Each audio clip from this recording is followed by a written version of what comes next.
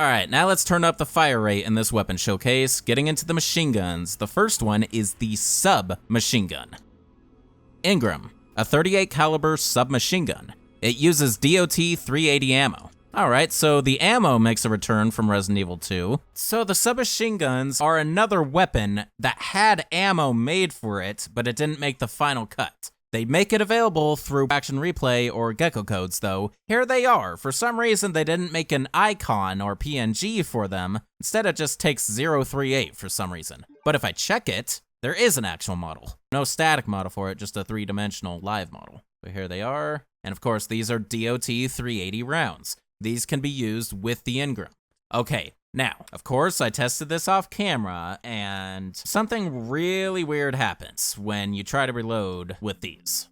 Okay, so my game froze right now, but as soon as I hit this message, Claire goes into the typical character model T-pose of almost all games in existence. She goes into that pose for a few seconds, and now, as you can see, the gun's reloaded.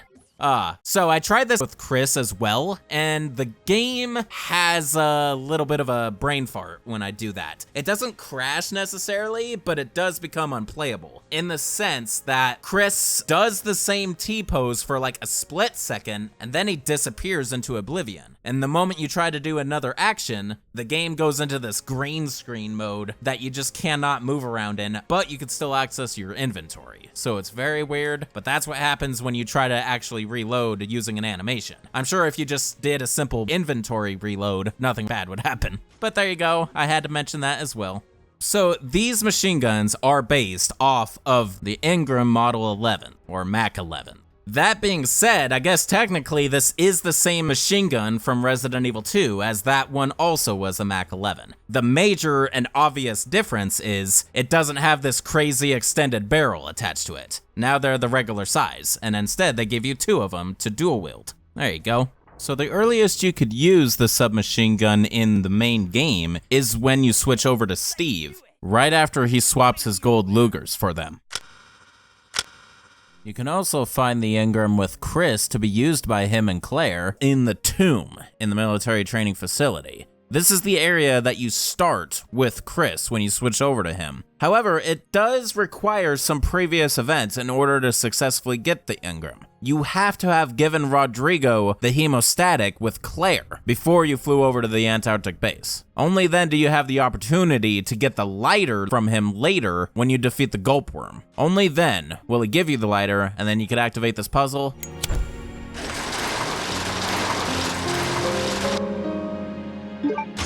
And there you get the submachine gun. Steve also gets the submachine guns in his loadout when you play as him in Battle Game. It's also worth mentioning that Claire can locate the submachine guns in that one slot machine in Battle Game. So here they are in game, and let's get the poses with it. And let's give it the old test.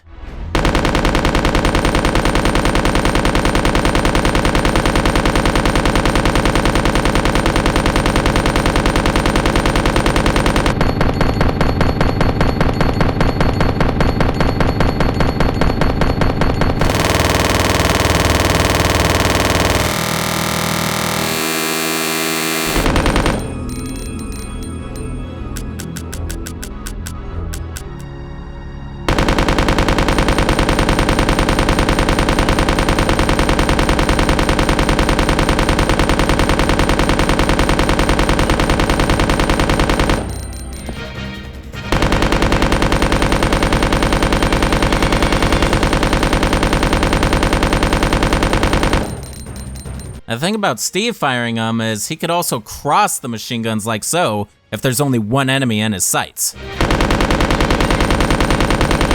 As soon as you change position though, he loses it.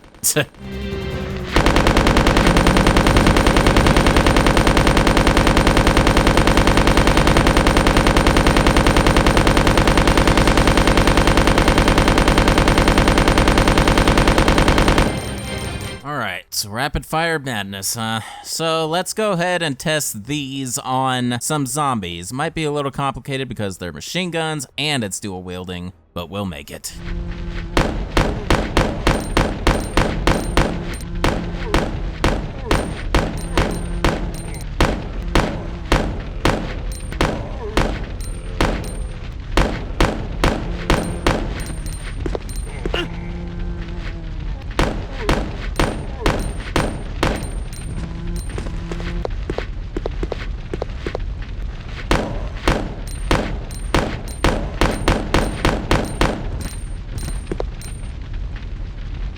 So, the first two zombies, I know for sure. The first one took 28, and the other one took 35.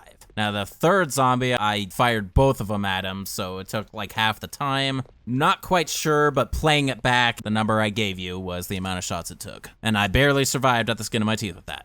But of course, that is not the optimal way to do it. This is how you should use it. Started at 100%, now I'm at 96%. It's 3 shots per percent once again, so took around 12 for that zombie just like that. And with dual wielding, of course, you could split your aim and get more than one zombie at the same time. Now with Steve, of course, you saw earlier, he has the ability to cross aim, which that, I believe, gets it more precise on the shots. But he's the only one who could do that. So, that is gonna conclude the submachine guns. Or submachine gun, as the game puts it incorrectly. Take these. Machine guns? For me? You know the deal, in exchange for your Lugers. Okay. This thing is too cool. Yes! Now this is my kind of weapon. All right! Huh? Wait here, Claire. Time to test out my new toy. You see? This thing is a lot more reliable than any person.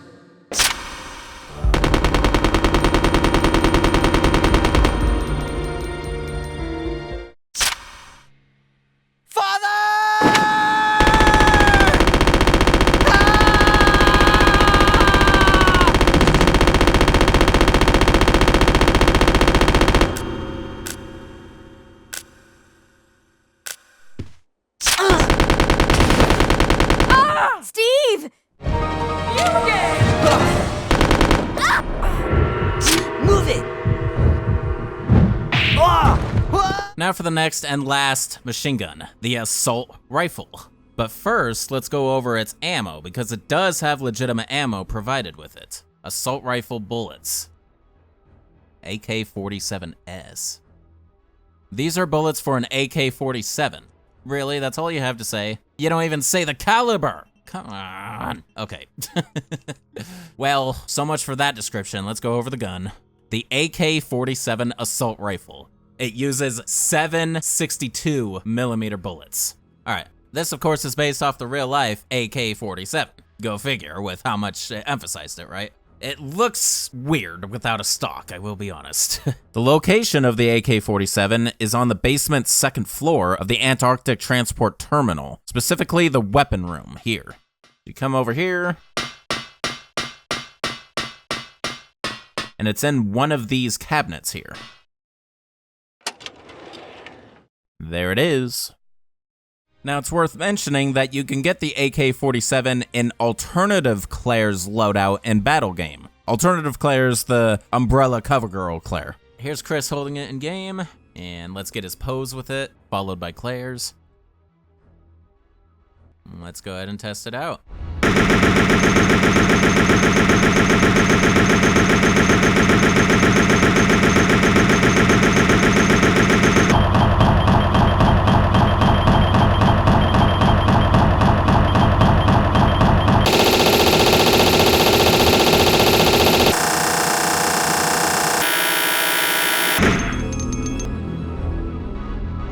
So there is a reload animation, but it has no sound associated with it at all. Must have been an oversight on the dev's part.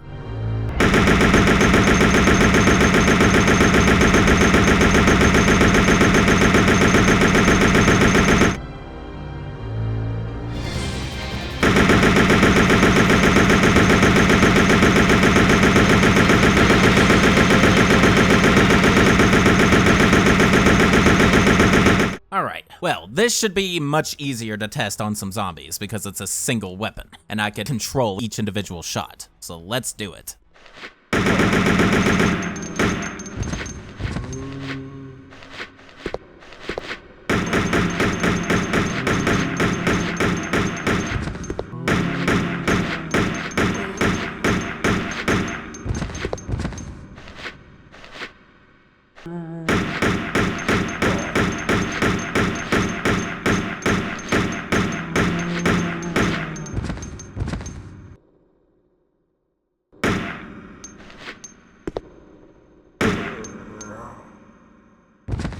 Alright, so it took between 10 and 23 rounds from the AK-47 to defeat these zombies here. I don't know what else to say at that point. I mean, assault rifle, still weaker than a pistol, go figure, even though caliber would say differently. But anyway, I'd say that's pretty average for the assault rifle. It's a little more powerful than the SMGs, at least.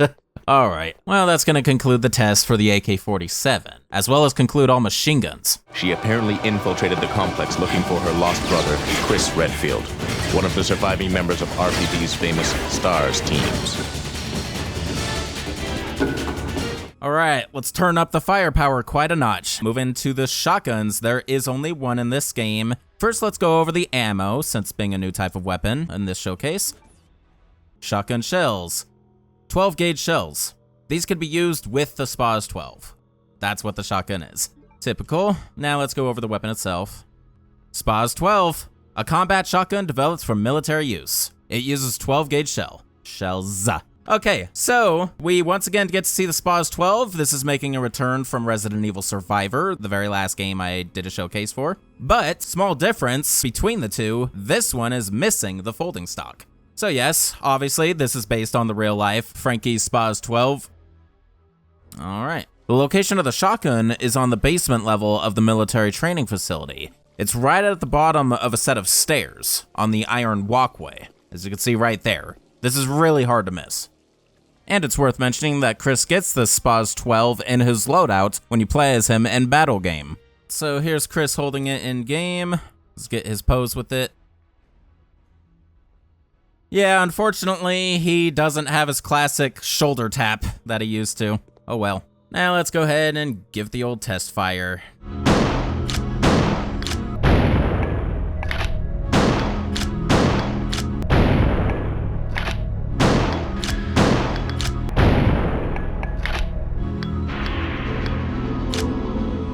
Okay, reload, lame as usual, using only one shell when there's realistically, 7 shells in it? Yeah, but eventually the devs will catch on in much later games.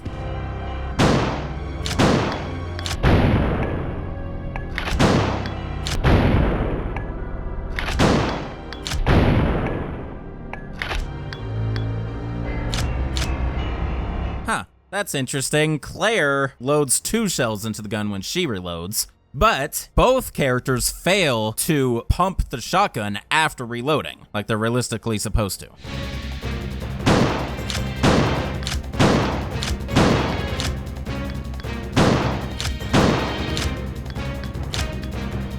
Alrighty, so since this is a higher firepower range, we're gonna step up the enemy. I'm gonna test this on the same exact sweeper that I did in the HD review.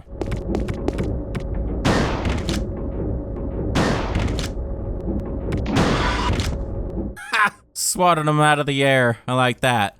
Alright, so it took 3 shells from the SPAS 12 to defeat the sweeper out here. Pretty good for a shotgun. Always use it close range. And if you plan on using it on regular enemies, especially zombies, always aim up. Get a critical.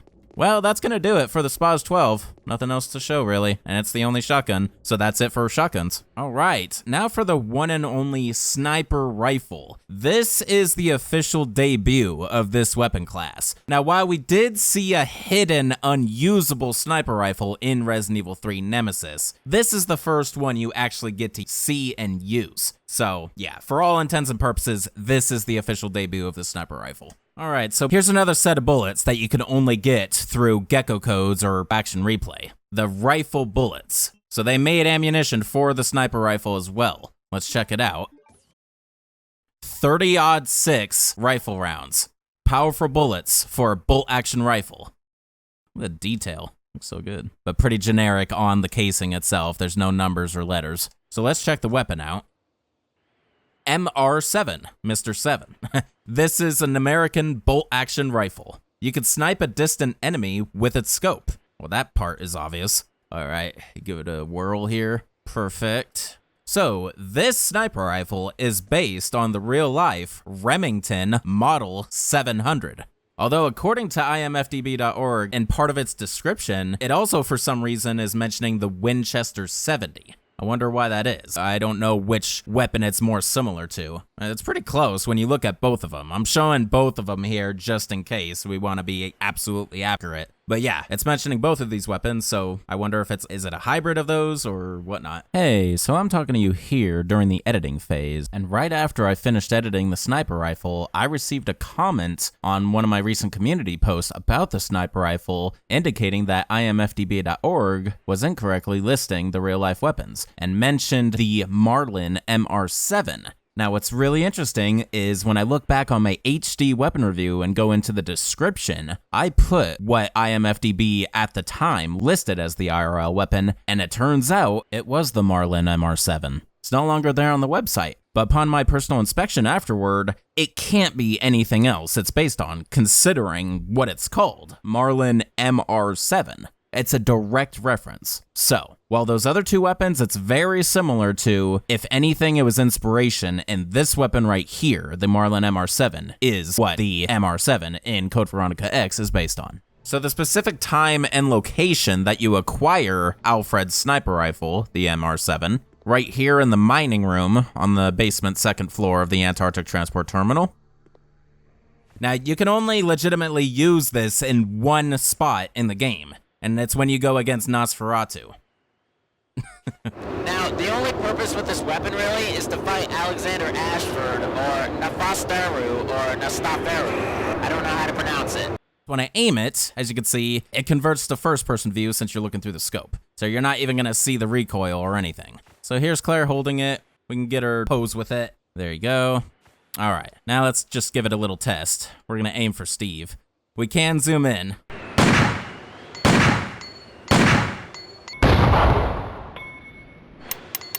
Okay, so you can actually get it at this close-up angle since I'm breaking the game to do it. So there it is.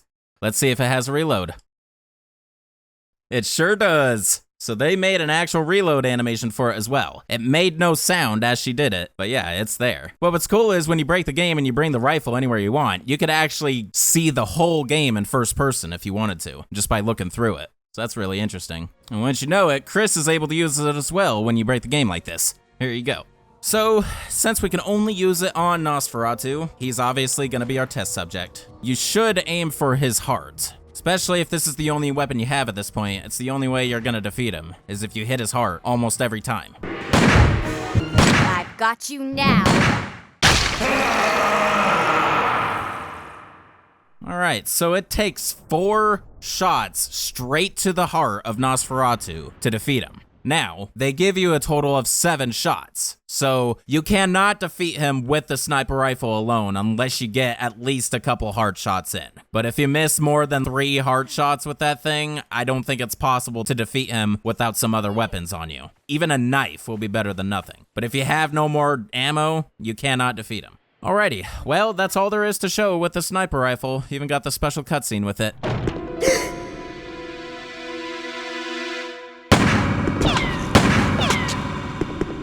And thanks to you, the experimental T-virus was released, creating countless zombies and monsters. Tell me, who do you work for? Who sent you?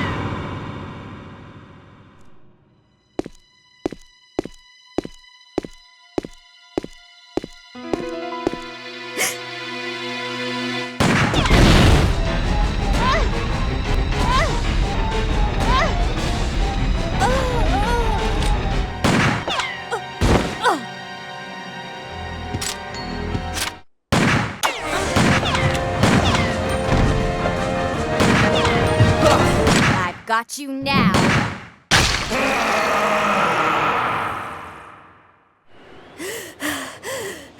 Alright, time for my favorite weapon class, the Magnums. There's only one of these as well in this game. Let's go over the ammo first. Magnum bullets, a cylinder of course. Magnum cartridge. This contains powerful bullets for a Magnum gun, in which case there's only one.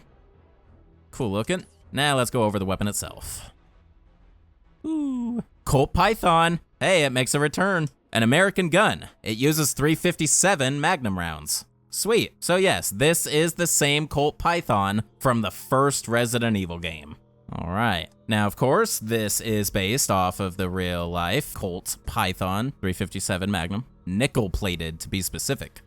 All right. Now, the location of the Colt Python is in the weapon room of the basement second floor of the Antarctic Transport Terminal. This is the same exact room where you find the AK-47. However, you can only get the Magnum as Chris, but it does require you to be careful on Claire's part. You need to make sure that you have the empty extinguisher in the item box before you switch over to Chris. And then you need to take that empty extinguisher to the water tank room and fill it up with extinguishant. The reason you have to do this is because there's a fire blocking your path. Once you put out the fire, you'll find the Magnum right on top of this box. This is the same box that you briefly get a cutscene of when you first activate the conveyor belt. And it's worth mentioning that Chris gets the Colt Python in his loadout when you play as him in Battle Game. And when playing as Wesker in Battle Game, the Magnum appears as his secret weapon when you go for this slot machine.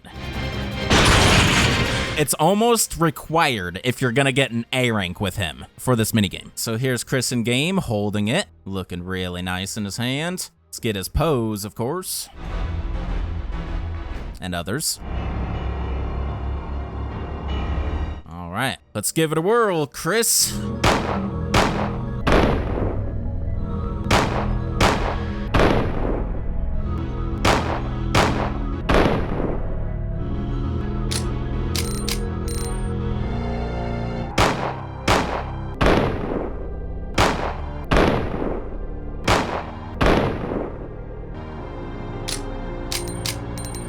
It's always cool to see revolvers being reloaded.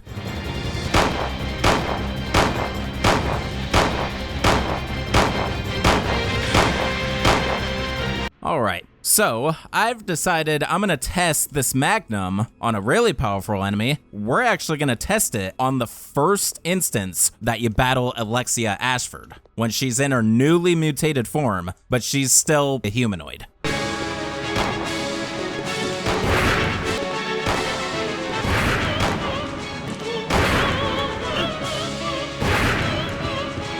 So it took 5 shots from the Colt Python to take down Alexia Ashford in her first form. All right, well, not much more to say about that, but considering she was able to take 5 shots, I mean, it does take a little bit of firepower to defeat her, even in this first form. So that's going to conclude regular testing of the Magnum. However, it's time to do my Magnum tradition, taking this one and only Magnum to a standard enemy's head. We're going to do the critical headshot.